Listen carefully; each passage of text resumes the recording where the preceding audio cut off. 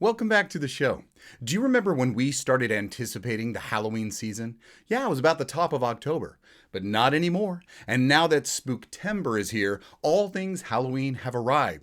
So I thought no better time to start my seasonal show series with a little classic horror movie and some classic video games. 7 of the worst classic horror movie video games ever. These are some doozies, the best of the worst, I think. But to be fair, one of them is pretty good. I wonder if it's the same one you're thinking of. Now, we all love these classic films, but don't try to pretend you didn't play some of these lovable losers when they came out. I'm Victor, and straight out of the Gen Experience, horror in 8-bit. Before jump out of your skin modern video games like Resident Evil or Alien Isolation, the slasher was brought to life during digital infancy through home video consoles and PCs. With varying degrees of success, there was still blood. If you're ready to be the final girl or boy, let's go. Maybe you were one of the few, and I do mean few, who screened my last show from Alien to Alien Earth, the franchise you don't dare kill. If not, you really missed out. After this, watch that one. It was freaking awesome. One of my best videos. During that show, you might have seen a screenshot from the original 1982 Atari 2600 Alien video game. The most memorable thing about this game is there is nothing memorable about it. There's nothing familiar. Nothing said alien. Nothing resembled anything remotely recognizable about the 1979 space horror. Understanding that during this era, players were represented with what looked like cave art made out of about 12 pixels. Big ass pixels. I still realize that that was my character. However, the aliens themselves look more like bear traps. You know, like those snap jaws that are part of the Donkey Kong Jr. game? Yeah, like that, but not as believable. Of course, this isn't an arcade cabinet, which could always provide much more play, detail, screen imagery, etc., because that big old wooden box could actually hold tons more wiring, buttons, switches, electrodes, and boards than a cartridge, not to mention a small child. Atari's Alien was like Pac-Man, but with dull muted colors, which, comparing to the movie, they seem to get right.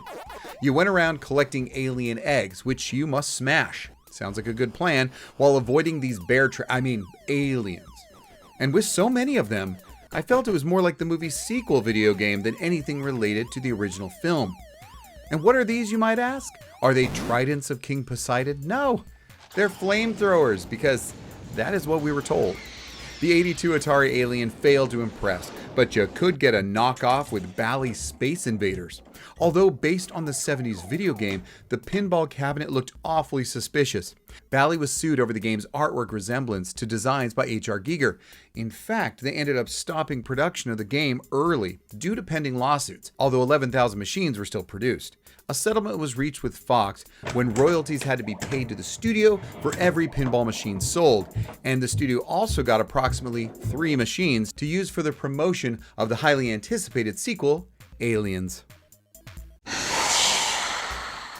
I'm not sure if it's that Leatherface's body and his chainsaw are the same color, or the rudimentary rotating blade of that saw is basically just an extension of his penis. Either way, Atari doesn't win any design awards with this one. You are Leatherface. That's very different than most of these on the list, where the antagonist is controlled by the computer program you have no power over. Massacre has you running to and fro through, I suppose, what's a barren landscape, where old Leatherface kills countless trespassers while avoiding contact with fences, cow skulls, or wheelchairs? I suppose that's in reference to Franklin. Not that Franklin, the one from the original movie, whose death was one of the most gruesome. I gotta give him props though for the smooth parallax scrolling you got going on. See the house and the truck in the background? Yeah, I'd like to say that's really realistic. But just look at the rest of the game. Well, since you play the killer, you slash your way to victory. And whoa, check out the gory mess left behind after every kill of the big-breasted female running around. Hey, would you expect anything else? In a nutshell, kill as many teenagers as possible before the gas-powered chainsaw runs out of fuel. Yup, that's the end of the game, so hopefully you kept collecting fuel cans. Obviously, there were some outraged folks. This was considered violent, even with some kind of comical gore. This caused a lot of controversy, which is a good thing too. Without it, this 1982 Atari 2600 title would have been completely forgotten. But let's be honest, for the most part, it is completely forgotten and ignored. But the war on morality drove some sales, not nearly enough, as this game would bring Wizard Video Games to bankruptcy with the help of our next entry. 1978's Halloween will go down in history as a classic holiday horror movie. The video game released a year after Chainsaw and was just as controversial. Many retailers would not even carry it, while others treated it like it was from the back room of a cheap and tawdry video store with the rest of the smut. The game in its simplistic early 80s glory might showcase the movie poster on the box, but the similarities end there. The graphics seem like you're in a house, or multiple houses, or maybe an apartment, because you, the player, are the babysitter, running around crazy trying to save the kids. I suppose you're Laurie Strode, but her name's not mentioned. You must rescue as many of the children as you can from being slaughtered by a masked invader. Michael, I assume, but again, he's never mentioned. At least there's some jack-o'-lanterns up top to give you some sense of setting. Why aren't these kids out trick-or-treating, am I right? If you rescue 5 of them during a level, or get 2 stabs into our dime store Michael Myers with the sword just laying around, you advance. Of course, the Michael-inspired knife-wielding psycho gets faster every level. Just keep saving kids or stabbing the assailant, because there is no end to this Halloween night. Well, not until you have been killed 3 times and lose the game. Oh, and that's what those pumpkins are for. One goes out each time you lose a life. And just check this out. This is the comical way your beheaded body runs about, blood gushing, after Michael takes a good swipe at you. Like most games of the time, the challenge is simply rinse and repeat on speed. Games got faster, but didn't advance any narrative beyond save, stab, save, stab, save, stab. You get the drill. All until you die, or get bored and pull out the cartridge. This game put Wizards over the edge, and they filed for bankruptcy. They didn't have much money to begin with, as you can tell from the quality of the game, and from what we hear of the cartridge themselves, which were often just completely blank, and some had a white sticker with the word Halloween written on them. Very little thought went into this one. They must have paid only for the use of the poster as the card art. It may have come out at the same time as the Halloween game and on the same platform, but I have it higher on the list at number 4 simply because it's Frankenstein's monster. A classic monster, a universal monster. Although technically the game is truly based on Mary Shelley's original novel, but again, just in name. Visuals and on-screen graphics had not advanced too much at this point in the video game. However, there is a lot more to the gameplay than those already mentioned on the list. It had been compared to Pitfall in style, but you, the player, were expected to collect bricks from the dungeon of the castle and bring it up to the laboratory and entomb the monster before he gains enough strength from the lightning storm to free himself and, cause chaos through the countryside. Not sure why Dr. Frankenstein himself isn't there trying to stop you, but maybe he's just not home and left the power probe on automatic. That's okay, there are enough bats and pits of acid to keep you busy before the timer runs down.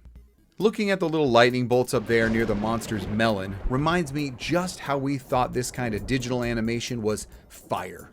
We thought we were all Jetsons' future playing like this. The epitome of technology.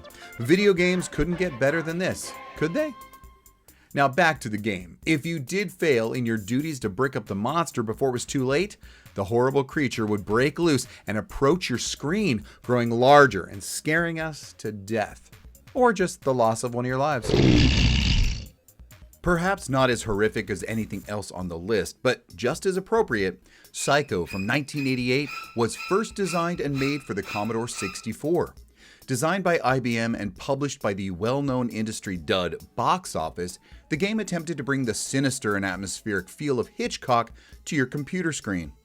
But the only similarities between the game and the movie were the name, the hotel, and Mother Bates, who would show up randomly as you, the private investigator, are trying to solve a murder. Where? At the Bates Motel. Not another slaying of a beautiful woman, but the kidnapping of a jeweler. Yeah, I said a jeweler. He's been kidnapped along with his sack of jewels and is being kept at the Bates house. This doesn't sound much like our favorite Psycho Norman Bates. Psycho the video game looks best on a computer, but when ported to other devices, it lost much of the definition in graphics, the color, and even music. Scenes were cut or shortened altogether. But hold on, even the regular game was not that great, especially for 1988 when things began to look up in the video game world. The investigator shuffles along while stiff-arming his magnifying glass, because that's how those work. Once the key in the basement coal chute is retrieved, it just so happens to appear again and again, as if it never left. It registers that you got it, but it always puts it right back. You know what that means. Endless points as you simply pick it up over and over. That aside, where Mother Bates stabbed the last PI who stumbled into her house, in the game, she, along with dogs and ghosts? Well, okay, whatever. If any of them touch you, they put you to sleep. Good thing you've got a gun, because that's how we take care of things like that in the Bates house. This game is an adventure mystery game, and probably not so bad if they hadn't just attached it to a famous film franchise and yet avoided any story elements of what we know and love from the classic movie. Now, if you want to get really psycho, we should go camping. Video games, they were a-changin'. And only 1 year after it hit shelves, the Nintendo Entertainment Center, affectionately known as NES, debuted Friday the 13th, the video game. NES proved that computer graphics could be more than what they had become.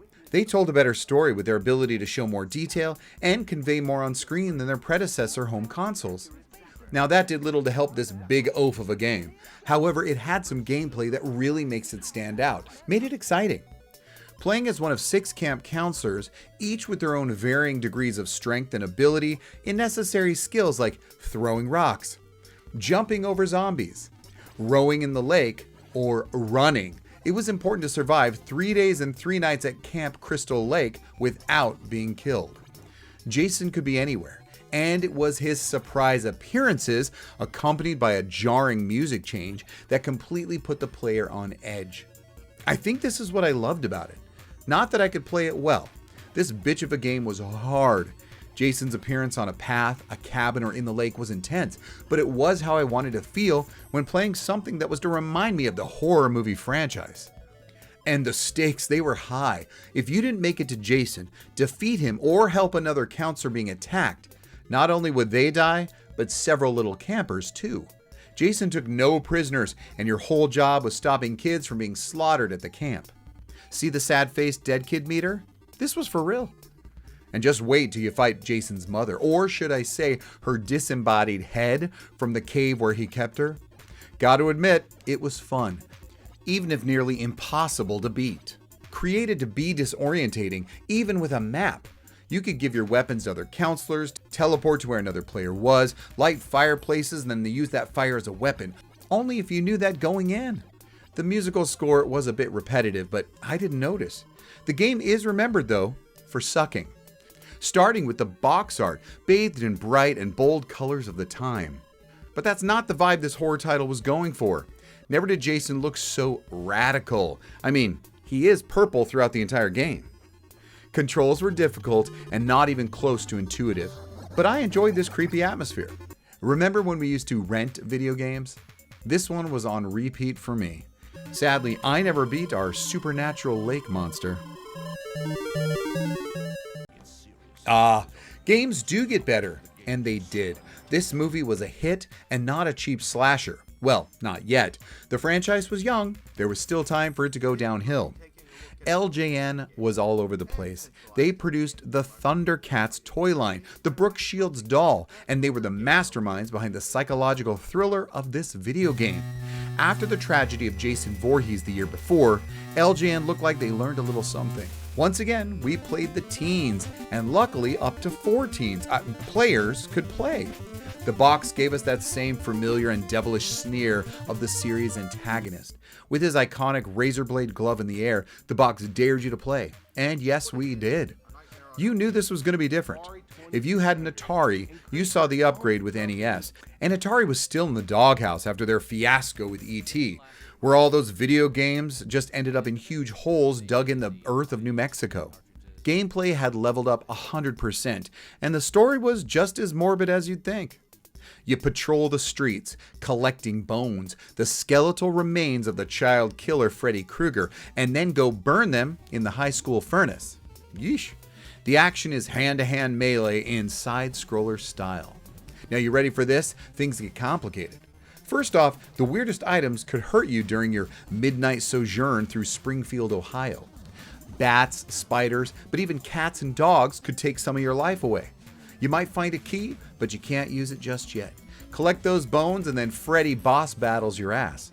Succeed and use that key to access the next level. But be warned, if you aren't moving around, your sleep meter will automatically fill and you'll get drowsy. So you gotta keep collecting those cups of coffee all around or enter the dream world, where Freddy will be free to do more damage to you than he could when you weren't asleep. Whatever you do, don't fall asleep. Scared yet? Well, this is not your older brother's video game, I guess. Here you actually had to read the instructions. Yeah, they used to come in games. There's also a strange element where the player can collect items that allow them to be used as weapons. Mainly a javelin, perhaps from the school's track and field equipment, and a shuriken. Why not? Was this Jeepers Creepers? This game was a lot of fun and had some new elements to complete which really elevated gameplay, and why I gave it so much attention here. The game originally planned for you to be Freddy slaying teens along the way. LJN thought otherwise, and maybe that's why I find this the least offensive horror movie video game on my list. This game has left a legacy even today. Like his brother from another mother, shut up! Both had collectible figures made of them here in the 21st century to resemble their LJN video game counterpart packaging from back during the Gen experience, complete with Jason's neon vomit. Bitchin'. As for a list of the worst horror movie video games, Nightmare on Elm Street actually is the best. Alright, I think we ended on the best of the whole bunch. And there were others, like the Evil Dead video game and even the 1985 point-and-click adventure game, The Rocky Horror Picture Show, for your PC. And you know what? It was decent. I bet you never heard of that one before. But I do believe we've hit some of the worst video games ever during the decade of decadence and bold neon colors. We wanted the terror on the screen to continue when we left the theater. We wanted to relive it somehow. But without the internet, we couldn't get our fill easily or often of that content we loved. In some ways, these few early video games allowed us to revisit the excitement or continue living the stories we wanted more from.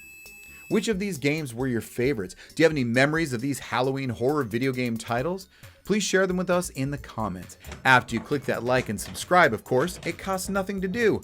And I appreciate you being here and having some fun with me. Perhaps reliving some of these horrific video games brought you the scares, but looking back, probably not. Thanks for watching, and I hope you enjoy my future Halloween seasonal videos coming soon. Until next time.